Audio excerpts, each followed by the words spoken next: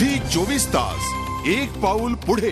ही दुनिया काही वेगळीच असते, ही दुनिया काही और असते, पण तरीही कितीही म्हटलं तरी ही दुनिया आपलीच असते हेही नाकारून चालणार आहे। आपण या संदर्भातच बोलणार आहोत। आपल्यासोबत डॉक्टर मिलिंद पांडे, प्रकल्प संचालक MIT पुणे आहेत। सर, आपलं झी 24 तास मध्ये स्वागत। आपण पाहतोय ही रोबोची दुनिया पाहतोय, या संदर्भात आपण चर्चा करणार आहोत।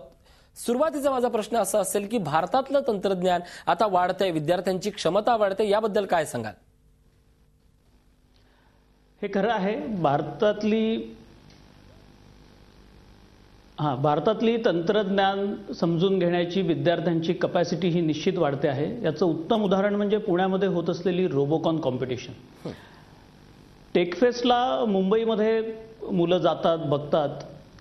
तसंच गेल्या 7 ते 8 वर्षापासून MIT मध्ये रोबोकॉन नावाची संकल्पना राबवण्यात येते की मुलांनी तयार केलेला रोबोट, आणि ते एका विशिष्ट थीमवर। म्हणजे काही दिवसांपूर्वी आम्ही एक भारतीय थीम मुलांना दिली आणि त्याच्यामध्ये असं म्हटलं की दही हांडी हा गेम आपल्याला 2 रोबोटमध्ये खेळायचा आहे, कॉम्पिटिशन निर्माण करायची आहे। तर एक रेड कपडे घातलेली टीम आणि ब्ल्यू कपडे घातलेली टीम, 2 टीम एकमेकांच्या विरुद्ध खेळल्या। एका रोबोटवर दुसरा रोबोट चढून त्यांनी दही हांडी फोडली आणि मुलांनी स्वतः हे तंत्रज्ञान विकसित केलं। त्यामध्ये इलेक्ट्रॉनिक्सचे विद्यार्थी, मेकॅनिकलचे विद्यार्थी, सिव्हिलचे विद्यार्थी, अशा सगळ्या विद्यार्थ्यांनी एकत्र येऊन टीम स्पिरिटनी हे केलं आणि भारताचं प्रतिनिधित्व इंटरनॅशनल लेव्हलला सुद्धा करण्याची त्यांना संधी प्राप्त झाली।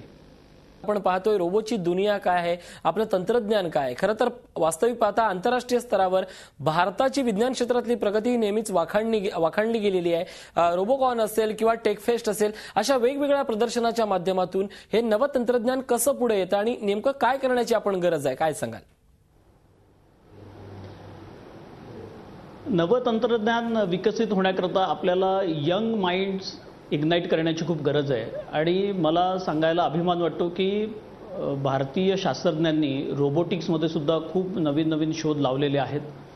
आज जागतिक स्तरावर जर बोलायचं झालं तर जर्मनी आणि जपान या 2 देशांमध्ये रोबोटिक्सचं तंत्रज्ञान हे अतिशय अद्ययावत आहे।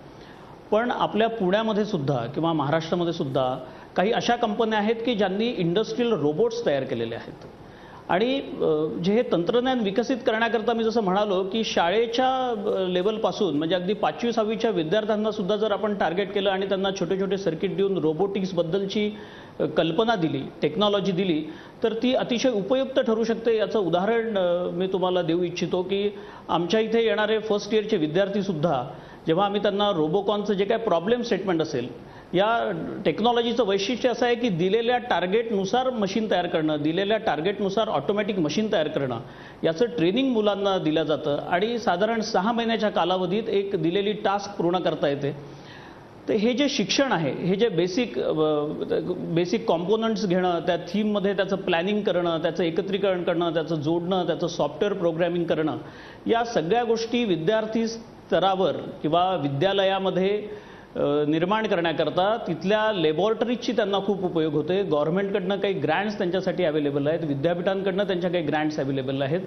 BSc कॉलेजला, पॉलिटेक्निकला, इंजिनिअरिंग कॉलेजेसमध्ये ही टेक्नॉलॉजी प्रगत व्हावी आणि भारताने याच्यामध्ये अतिशय उंच झेप घ्यावी, या उद्देशाने विविध स्तरावर महाराष्ट्र सरकारने सुद्धा काही कार्यक्रम राबवलेले आहेत। आणि मला खात्री आहे की जे जर्मनीमध्ये, जपानमध्ये ठिकठिकाणी आंतरराष्ट्रीय स्तरावर आज भारतीय विद्यार्थी रोबोटिक्समध्ये भारताचं प्रतिनिधित्व करत आहेत। नक्कीच, एकूणच जर आपण हा विचार केला तर भारतीयांच्या दृष्टीने विचार करताना साधी आपण भातुकली जरी म्हटली तरी त्यात एक सजीवपणा असतो, जिवंतपणा असतो। परदेशा स्तरावरचा जर विचार केला तर त्यांच्या रोबोटिक मधला झी 24 तास एक पाऊल पुढे।